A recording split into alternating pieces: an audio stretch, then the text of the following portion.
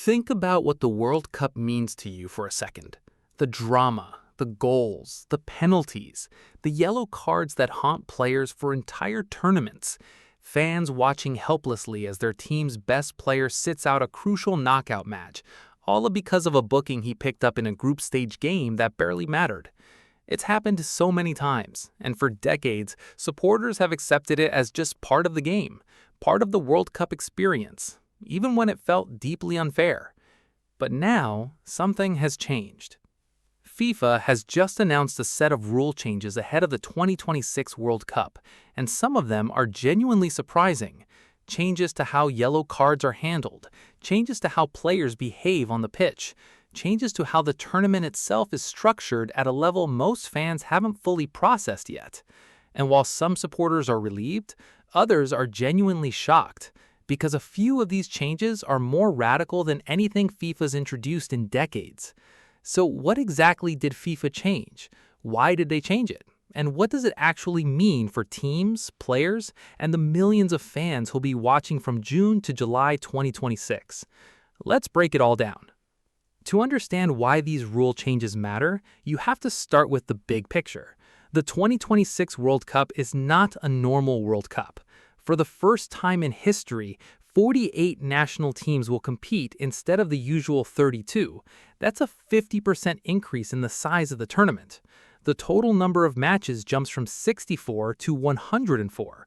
The tournament itself runs for 39 days, 7 days longer than 2014 and 2018, and it's spread across 16 cities in 3 different countries: the United States, Canada, and Mexico.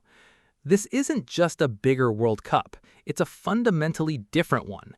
And when you change the size of the tournament this dramatically, the old rules don't always work the same way anymore. FIFA recognized this, and in the lead-up to 2026, they've made a series of amendments that they say are designed to protect quality, fairness, and the integrity of the competition. Some of these changes came from FIFA itself. Others came through IFAB, the body that governs the laws of the game. Together, they add up to one of the most significant overhauls of World Cup rules we've seen in a generation. So let's go through them one by one, because some of them will genuinely change how you watch the tournament. Let's start with the change that has the most direct impact on the teams and players fans care about most. For years, the yellow card accumulation rule worked like this.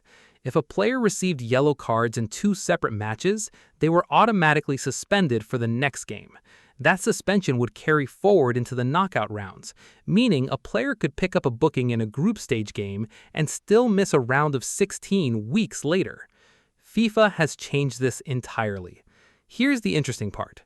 Under the new rules, single yellow cards will now be canceled, wiped clean after the group stage.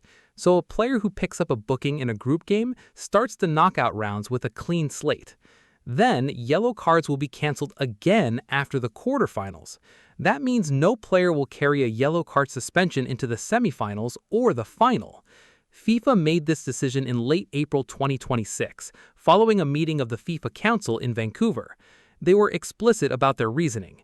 With an extra knockout round now added to the tournament, the new round of 32, the old system created more opportunities than ever for a player to accumulate bookings and miss important matches. FIFA said the change was designed to ensure that teams can compete with their strongest possible squads on the biggest stage. Think about what that means in practice. Stars like Kylian Mbappe, Vinicius Jr., and Jude Bellingham, players who sometimes play on the edge, can now be more aggressive without their managers spending the knockout rounds calculating suspension risks. The tactical handcuffs that coaches used to wear are loosened. Some fans love this. They want to see the best players on the pitch in the biggest matches. Others are uncomfortable with it, arguing that discipline should have consequences and that yellow cards exist for a reason. But there's another angle here that's easy to miss. This change also comes alongside a significant increase in prize money. FIFA simultaneously announced that financial distributions to all 48 participating teams would increase by 15%, bringing the total to $871 million. That's roughly $18 million per team, up from previous editions. The preparation money alone jumped from $1.5 million to $2.5 million per team. So FIFA isn't just changing the rules, they're also making the tournament significantly more lucrative for every nation involved. That's a signal about how seriously they're treating 2026 as a commercial and sporting landmark. Now, this is where things change even more dramatically, because the yellow card reform is just one piece of the puzzle. FIFA and IFAB have introduced a series of on-pitch rule changes for 2026 that go well beyond what most fans are aware of. The first one targets something that has frustrated supporters for decades: time wasting. Anyone who's watched a tight World Cup match knows the routine. A team goes 1-0 up with 20 minutes to go. Suddenly, substitutions take forever. Players being replaced walk off the pitch at the pace of someone on a Sunday stroll. Injured players receive treatment and somehow need 3 extra minutes to hobble to the touchline. It's a deliberate strategy, and it works. Not anymore. Under the new rules, a player being substituted off must leave the pitch within 10 seconds. If they fail to do so, the incoming replacement must wait an additional full minute before they can enter. During that minute, the team plays with 10 men. That's a real punishment, a genuine deterrent, and it directly addresses one of the most cynical elements of the modern game. There's more. Throw-ins and goal kicks will now have a strict 5-second limit for execution. For throw-ins, failing to comply results in possession being turned over to the opposition. For goal kicks, the penalty is a corner kick awarded to the other team. These are significant consequences. In a World Cup knockout match, a corner kick can change everything. The third on-pitch change is about who gets to speak to the referee. Going forward, only the team captain is permitted to formally approach and address the match official. Any other player who protests or crowds the referee risks receiving a yellow card immediately. This is a direct attempt to reduce one of the most uncomfortable sights in modern football: 5 or 6 players surrounding a referee, arguing and gesticulating. It's happened at every major tournament. FIFA wants it gone. And then there's the expansion of VAR. Video review technology will now be able to assess second yellow card decisions and obvious errors in corner kick calls. Those are 2 areas where controversial decisions have affected big matches in recent World Cups. Expanding VAR's scope here is an attempt to close those gaps. Taken together, these changes represent a clear vision. FIFA wants a faster, fairer, more watchable World Cup. Less time wasting, more action, more accountability. Whether they succeed in practice is a different question, but the intent is unmistakable. So what does all of this mean for the people who actually play and watch the game? For players, the yellow card reset is the most immediately meaningful change. High-profile attackers, aggressive midfielders, and combative defenders now have more freedom across a tournament. But it also means referees may feel pressure to apply standards consistently across a much longer and more complex competition. With 104 matches across 3 countries and multiple time zones, maintaining consistency in officiating is already a challenge. These new rules add another layer of complexity for match officials to manage. Medical treatment rules have also been tightened. Any player receiving on-pitch treatment must leave the pitch and wait at least 1 minute before returning, unless the injury was caused by a foul serious enough to warrant the card. This targets the kind of feigned or exaggerated injuries that delay matches and disrupt momentum.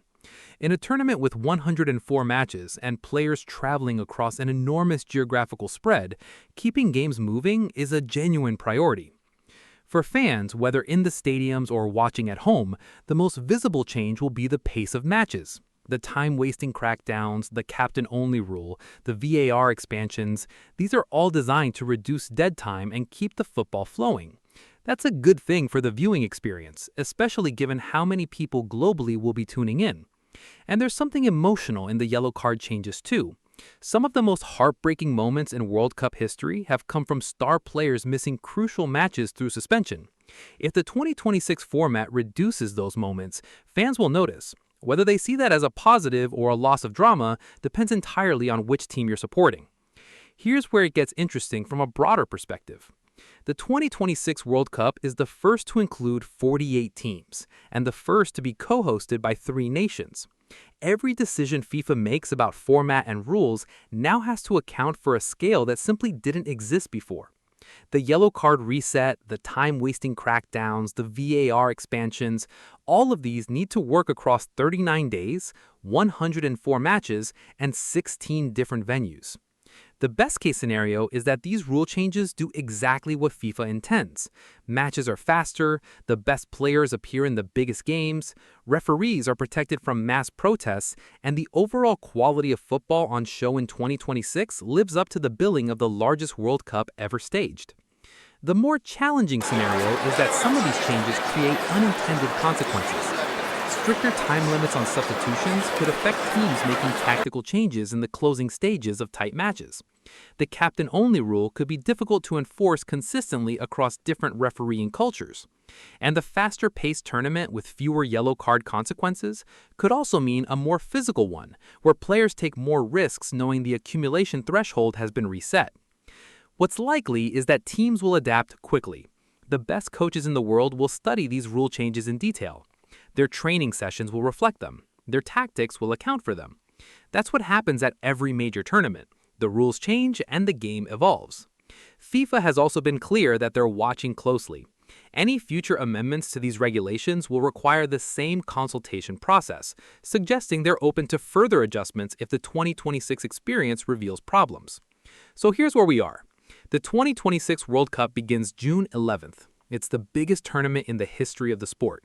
48 teams, 104 matches, 3 host nations, and now a set of rule changes that will shape how every one of those matches is played. Yellow cards reset after the group stage and again after the quarterfinals. Players have 10 seconds to leave the pitch or their team plays short. Throw-ins and goal kicks have a 5-second clock. Only captains can speak to referees. VAR can now review more decisions, and prize money has hit a record $871 million distributed across all 48 teams. These are real changes, significant ones, the kind of changes that will be discussed long after the trophy has been lifted. The question is, do you think they make the game better, or do you think something important is being lost in the push for faster, more commercial football? And here's something to think about. Which team do you believe benefits most from the yellow card reset? A team with a superstar who plays on the edge, or a team that relies on collective discipline and tactical fouling? Drop your answer in the comments below. If you found this breakdown useful, hit the like button. It genuinely helps this channel reach more football fans who want real analysis, not just headlines. Subscribe if you want more coverage as the 2026 World Cup approaches. We'll be breaking down every major development as it happens. This story is still developing, and as always, football never stays quiet for long. See you in the next one.